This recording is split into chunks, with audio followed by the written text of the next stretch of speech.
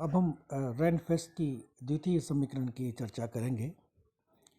और इसको एक प्रश्न के रूप में लेंगे कि सिद्ध करो कि रैखिक संवेग px के प्रत्यासमान यानी एक्सपेक्टेशन वैल्यू के परिवर्तन की दर यानी d/dt of expectation value of px कार्यरत बल के प्रत्यासमान के तुल्य होती है, अर्थात एक्सपेक्टेशन वैल्यू ऑफ fx के बराबर होती है। चूँकि expectation value of P x is equal to integral psi star P X cap psi D V और P X cap is minus I H cross delta by delta X. So P X expectation can be written as minus I H cross बाहर ले लेते हैं psi star और del by del X psi पर operate हो जाएगा, तो delta psi by delta X dot D we. इस समीकरण का यदि t के सापेक्ष डिफरेंशिएशन किया जाए, that is d by D T of expectation value of P X, then it is minus I H cross d by D T of integral psi star delta psi by delta X D V. और differential को अंदर ले जाए तो one by one differential करेंगे, so what will you have is minus I H cross capital bracket integral delta psi star by delta T delta psi by delta X D V. जब हमने Sai star का differential किया और अगली बार जब हम with respect to t delta psi by delta x का डिफरेंशियल करेंगे तो we can always change delta by delta x by delta t in this case, so we will get equation number 1.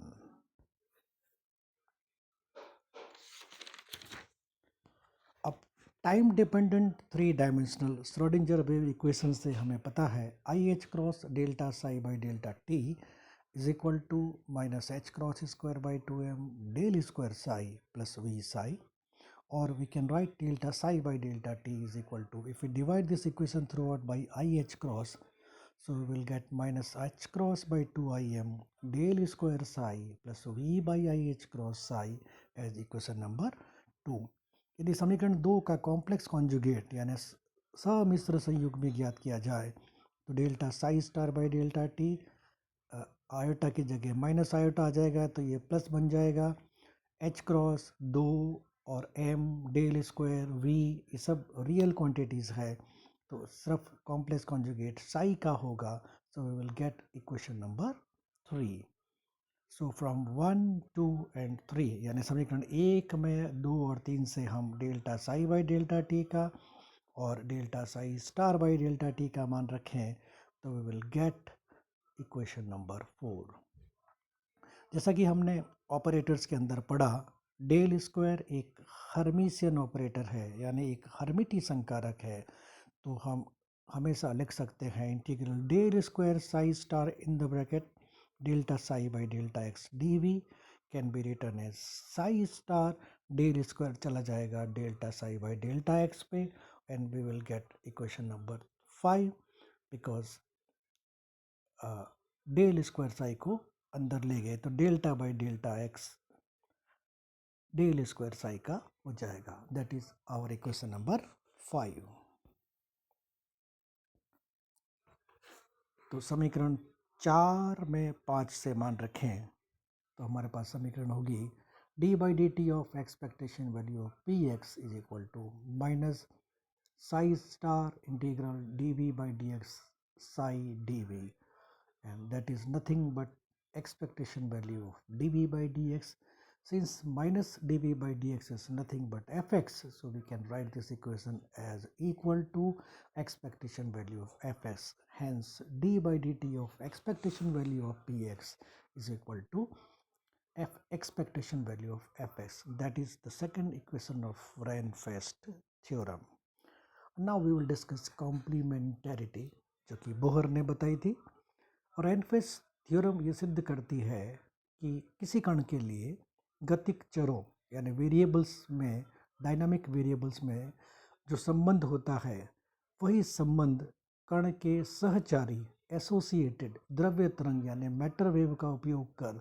गतिक चरों के प्रत्याशा मानों को ज्ञात करने पर होता है। पूरकता सिद्धांत ये बताता है कि एक ही भौतिक सत्ता का किसी फिजिकल एंटिटी का कण स्वरूप दैट इज द कॉर्पस्क्यूलर नेचर तथा तरंग स्वरूप दैट इज वेव नेचर एक दूसरे के पूरक होते हैं। That is the other side of a coin. जैसे जिस तरह से एक कॉइन में हेड और टेल होता है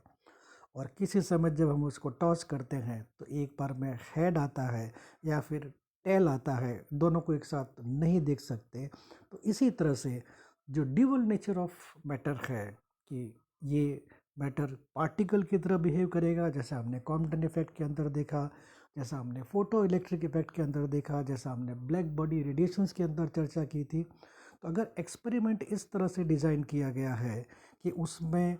उसकी कॉर्पस्क्यूलर नेचर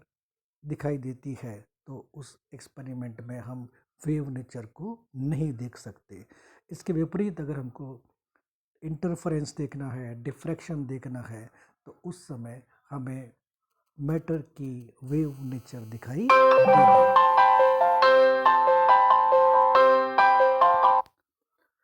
इस प्रकार एक ही भौतिक सत्ता का कण स्वरूप तथा तरंग स्वरूप एक दूसरे के पूरक होते हैं और किसी भी फिजिकल एक्सपेरिमेंट में दोनों को एक साथ प्रेक्षित नहीं किया जा सकता, ऐसा बोहर ने बताया और यही कॉम्प्लीमेंटैरिटी का सिद्धांत कहलाता है।